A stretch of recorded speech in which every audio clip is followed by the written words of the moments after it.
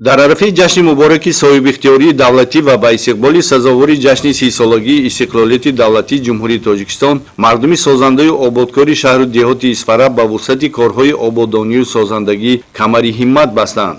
дар ин раванд сокинони ҷамоати деҳоти Воруғ низ ба пешвози ҷашни таърихӣ дар корҳои ободониву созандагӣ саҳми арзанда гузошта, бо дастгирии мақомоти иҷроии ҳокимияти давлатии шаҳр ва ҷалби соҳибкорон барои ободонии маҳал ҷаҳду талош карда истоданд. аз ҷумла бо ташаббусу иқдомоти созандаи мардум, самгузории соҳибкорони ватандӯсту саховатпеша ва саъю кӯшишу саҳми сокинони ободкори деҳа, таъмиру азнавсозӣ ва мунфарш кардани роҳҳои дохилии маҳалли зист бо маром идома дорад.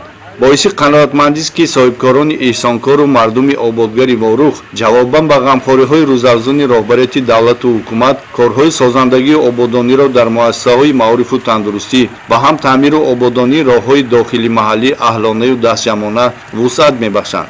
ҷоизи зикр аст ки дар ташкилу пешбурди корҳо дар самти азнавсозӣ ва мунфаршкунии роҳи маҳаллаҳо дар баробари соҳибкорону саховатпешагон аъзои ҳар як оилаю хонавода ба қадри имкону тавон мусоидату самгузорӣ доранд. бинобар суханони раиси ҷамоати деҳоти Воруғ Мери Нисо Раҳматова, то ба имрӯз сокинони маҳаллаҳои Гузар ва Тидон дар масофаи беш аз 2 километр роҳҳоро таъмиру бетонпӯш намуданд ва кор дар самти ободонии роҳҳо ва бунёду азнавсозии пулҳо бо иқдоми аҳолӣ беш аз ҳар вақти дигар тақвият ёфтааст. сокинони маҳаллаи болои ҷамоати деҳот низ ин иқдоми нек ва кори хайру муҳимро идома бахшида, корҳои таъмиру мунфаршкунии 1,5 километр роҳи маҳалларо бо саҳми умум оғоз намуданд. дар корҳои мунфаршкунӣ техникаву таҷҳизот ва кормандони муассисаи давлатии нигоҳдории роҳҳои автомобилгарди шаҳр ҷалб гардида, онҳо ният доранд баҳри сифатан иҷро намудани корҳо мусоидат намоянд. боиси хурсандӣ аст ки имсол аз тарафи соҳибкорҳо, аҳолӣ дастгир карда шуданд барои мунфаршкунии ҳудуди деҳаҳо ва шаҳрҳо. аз ҷумла мана имрӯз ҳудуди деҳаи Воруғ ба мунфаршкунӣ рафтост. барои мунфаршкунии деҳаи Воруғ техника ва лавозимотҳои вазорати нақлиёти ҷумҳурии Тоҷикистон истода бурда мунфарш карда шуда истодааст.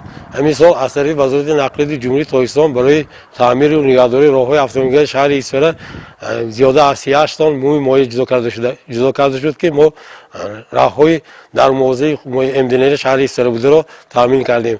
аз ҷумла аз тарафи мақомоти иҷрои ҳукумати давлати шаҳри Исфара 38125 сом пул ҷудо кардан мӯи муоварда ҳудуди шаҳри Исфаро таъмири ҷорӣ гузарондем.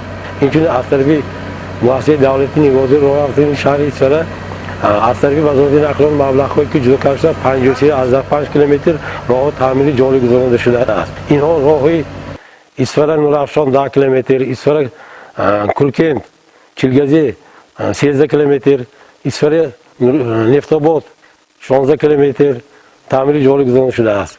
имрӯзҳо ҳамаи коргарони муассисаи давлати нигоҳдори роҳҳои автомобилга кӯшиш мекунанд ки 30 солаги истиқлолияти давлати ҷумҳурии Тоҷикистон бо як дастоварди нағз ва истиқбол гиранд.